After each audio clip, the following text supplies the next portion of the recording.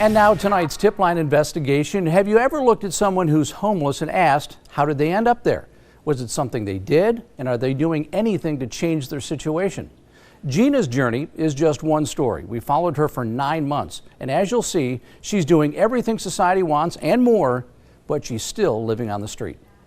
To be back out here, I don't understand it. I don't think I ever will. Gina Kuros was born in Goleta, grew up here, had a career as a logistics manager for a large corporation, went from a proud homeowner to divorced, homeless, temporarily housed, and then back to homeless again. She admits she used alcohol, heroin, and meth to numb years of trauma and PTSD. She survived a physically and mentally abusive relationship. He ended up in jail multiple times, and she ended up in the hospital. Her children, both teenagers, are in foster care. I've apologized to them for my part and why they were, taken away. Because the main reason why I did that is I don't want them to feel like it was because of them. These are all my books. Her road to sobriety began while she was in Cottage Hospital. She started getting psychological help. She went into a domestic violence program, and she's been clean and sober since February 17th, 2020. My kids, that's the only thing I want in my life right now is my children. And in order to get them back, I need permanent housing. Okay, and so this one here is a release form. Until that happens, the court allows Gina to see her son and daughter twice a month. Plus, she has an advocate. One of the things that always impressed me totally about her is I looked at her and I said, "You're wearing makeup today." So she never lost her pride. Heike Heisen, who works for AmeriCorps, first met Gina while doing outreach at a homeless camp along the 101 freeway almost 2 years ago. I know for a fact that the courts will not release her children back to her until she has housing. But here's the catch-22. So if you're applying for housing, she doesn't have her children yet. So how do you apply for children that are still in the foster care system?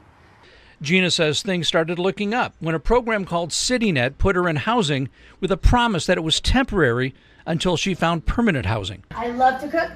I love to cook. This is my area right here. I love to cook. She finally had a kitchen again and a warm bed at night. When I start to get a little stressed out, I'll just sit down and color, and I feel so much better afterwards. Then, in October 2021, even better news. The Housing Authority of Santa Barbara County notified Gina she was authorized to search for housing under the Emergency Housing Voucher Program. She started looking for a rental big enough for her and her 2 kids. But just 6 weeks later, the county revoked her authorization, claiming there were no more vouchers left. I really don't know why she lost that. I don't know procedurally what happened that she lost that. Then, about 2 months later, Gina says CityNet gave her just 5 days' notice to leave her apartment. The program had run out of money. They placed us indoors where we got reacclimated with being somewhat normal and functioning, and now they're thrown back out on the street. That breaks my heart. So we've been dropped off back to living homeless Within 24 hours, Gina was homeless again. in Santa Barbara. I met her near her old campsite along the 101 freeway.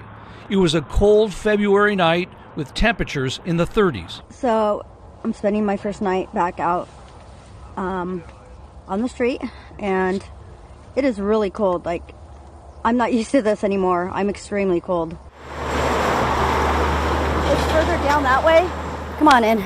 Near the end of summer, Gina invited us to her campsite. I really just stick right here because it keeps me safe. She has a tent, a gas stove, and enough shade. Even just having this little flower arrangement on this table right here, it's like a little piece of home. Gina is also back on the list for emergency housing.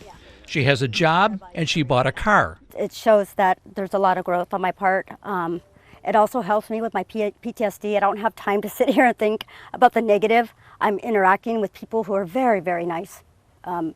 It's a pleasure for me to get up and go to work. It gives me a sense of purpose. Gina's updates, though, show how difficult life is on the street. I have poison oak all over my face and all over my body. Despite all of the setbacks, Heisen says the fact that Gina is still homeless at this point is not Gina's fault. I honestly believe that the different agencies and organizations that are involved with homelessness, they all have the best intentions, but the lack of training and the lack of resources kind of put everybody in a tailspin.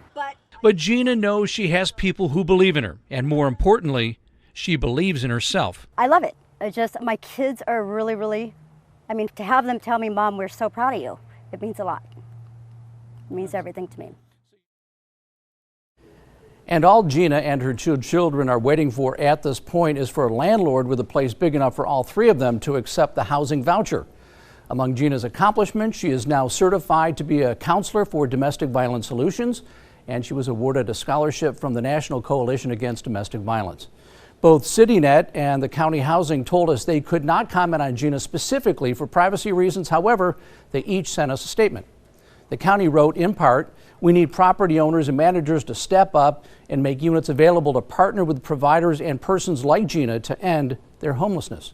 And CityNet wrote, in part, "We hope her story inspires and helps us all advocate further for more viable, non-congregate shelter options locally." And you can read both statements in their entirety on our website right now. We will continue, of course, to follow Gina's journey.